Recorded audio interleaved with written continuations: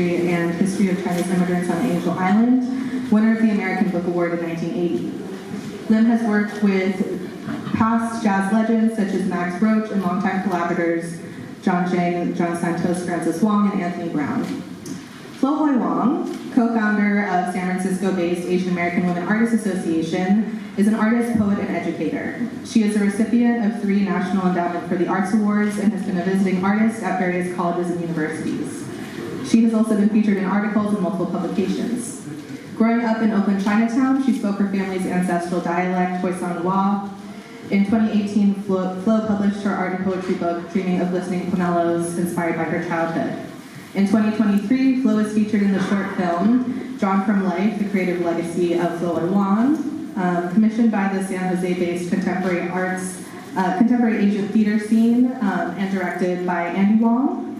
Her film, sponsored by AARP and other contributors, was shown at the Silicon Valley Asian Pacific Film Fest in October to celebrate her 85th birthday.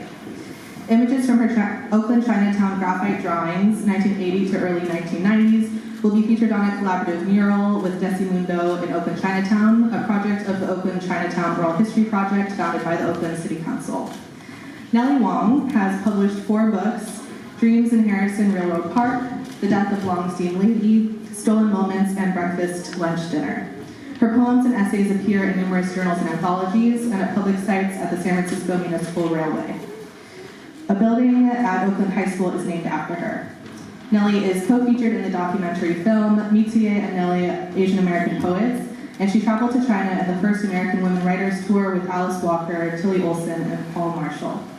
She's taught poetry writing at Mills College and in women's studies at the University of Minnesota.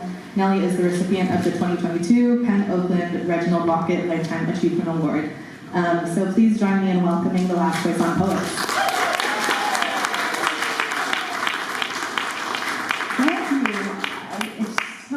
Joyful to see your beautiful faces. Thank you all for coming out here and celebrating this beautiful art. Thank you, Christina, for the wonderful introduction. And we are standing here on sacred ground.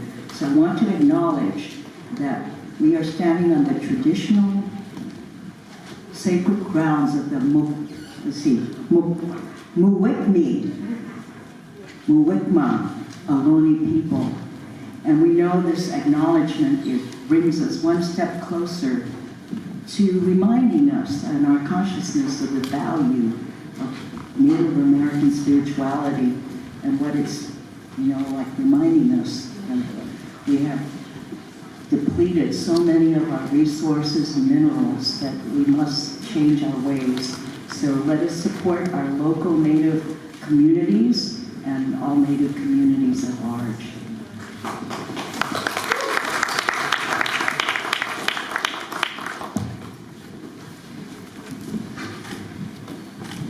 It is an honor for me and my sister poet of the last lifetime poets to be here to read at this wonderful exhibition, this wonderful existence of AWA for 35 years. And I want to give out a shout to Betty Connell, wherever she is. If Betty did not share her database with me, we would not have AWA. I was given the job of organizing the Asian American women artists in the San Francisco Oakland Bay area, but I didn't know any except myself. And so when I called her or emailed her, she said yes, and here we are 35 years later, celebrating. Thank you, Genny. I don't see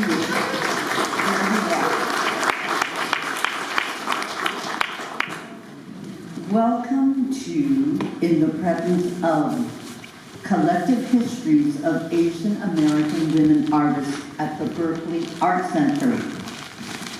Curated by Christina Hiromi Hobbs on the occasion of AWA's 35th anniversary. Breathe in what these artists and poets have to share. Joy Harjo, 23rd Poet Laureate of the United States, tells us, the desires of our hearts make a path. We create legacy with our thoughts and dreams. You are here in the presence of After viewing these artworks from members of AWA and listening to the words of the last Hoisan poet, how will you make a path? What are your thoughts and dreams? How will you tell your stories? Will you share now and or in the future? We're going to move over to Betty Cano's work, where I will. Love letter number 3 is Betty Cano's work. Excuse me.